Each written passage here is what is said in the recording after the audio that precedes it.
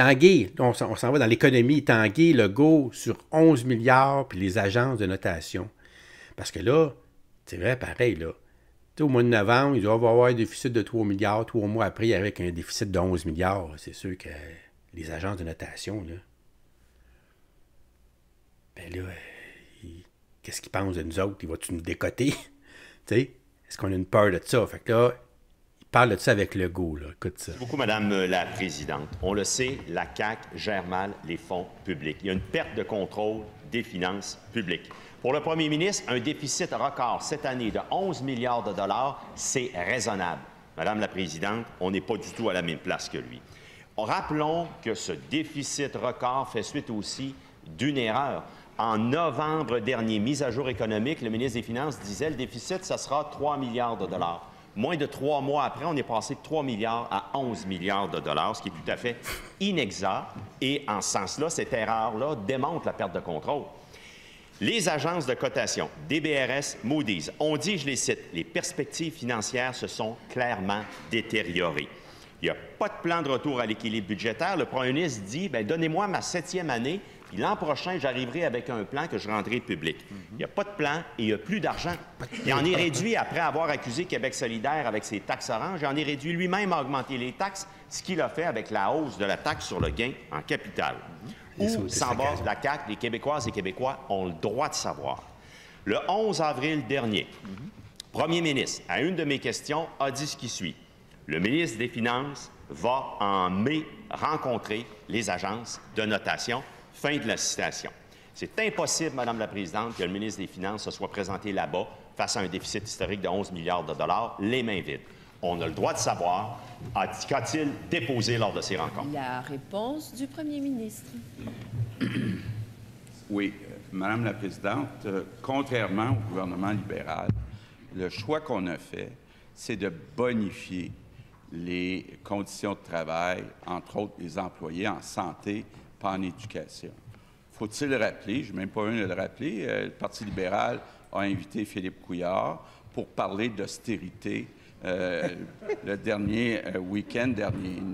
Nous, on est contre ça, de faire des coupures en santé pas en éducation. Au contraire, on pense qu'il faut améliorer les salaires, entre autres, de nos enseignants, de nos infirmières, pour être capable d'être plus attractifs.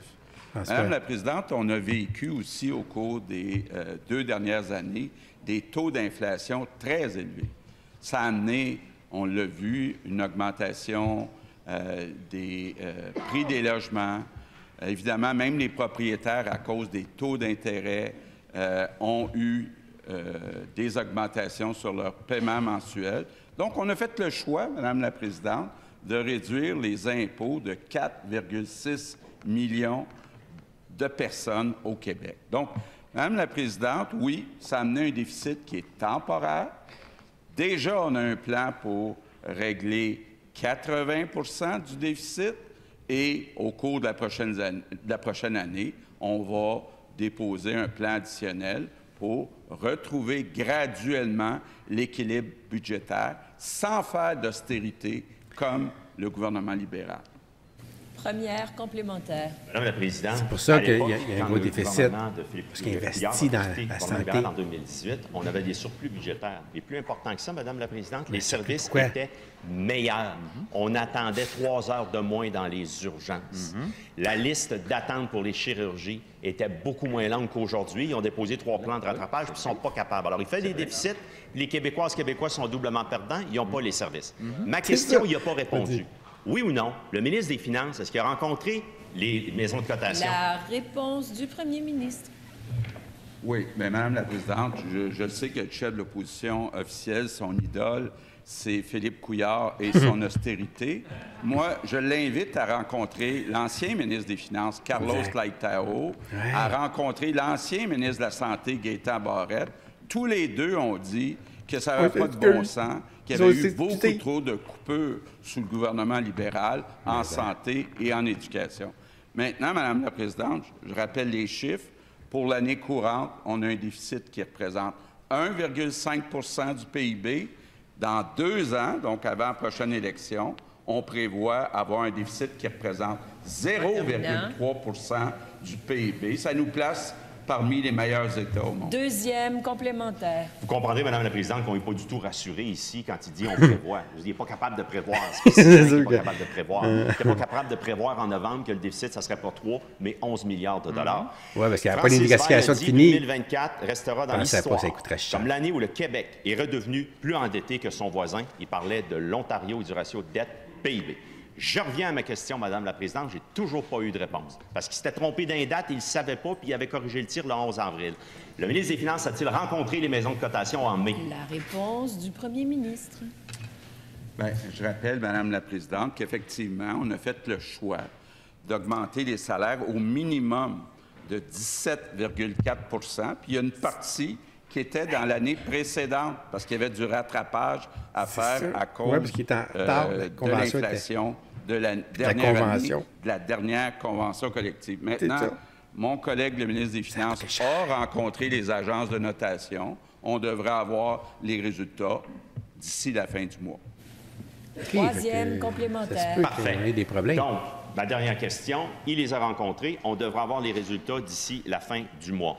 Le premier ministre peut-il s'engager devant les Québécoises et Québécois qui font les frais de sa mauvaise administration, 11 milliards de dollars, et pas capable d'avoir les services, s'engage-t-il à la plus grande transparence? Parce que là, il n'est pas capable d'avoir un plan, ça c'est une réalité de la vie. Il nous demande une 7e année pour déposer un plan de retour à l'équilibre budgétaire et lui donner des clarifications. S'engage-t-il, donc, d'ici la fin du mois, à rendre publics les résultats, mais dans l'intervalle, qu'est-ce que le ministre... La réponse du premier ministre. Bien, Madame la Présidente, on a une approche très différente, le Parti libéral puis la CAQ. Le Parti libéral, pour équilibrer le budget, a choisi de faire des coupures immenses dans le réseau de la santé, dans le réseau de l'éducation. C'est pas le choix qu'on a fait. Au contraire, on a décidé de mieux payer nos enseignants, mieux payer nos infirmières, parce que plus que jamais, c'est nécessaire d'en attirer plus pour donner des meilleurs services. Donc, Madame la Présidente, on n'a pas du tout la même approche. Donc, je laisse l'austérité à M. Couillard et au chef de l'opposition officielle. Tu vois, là, François, il te répond, là, le 11 milliards, là, la part du lion, là, c'est réellement la nouvelle convention qu'on a signée là, avec les enseignants, puis la santé, là. Puis il n'a même pas fini encore avec la FIC, là.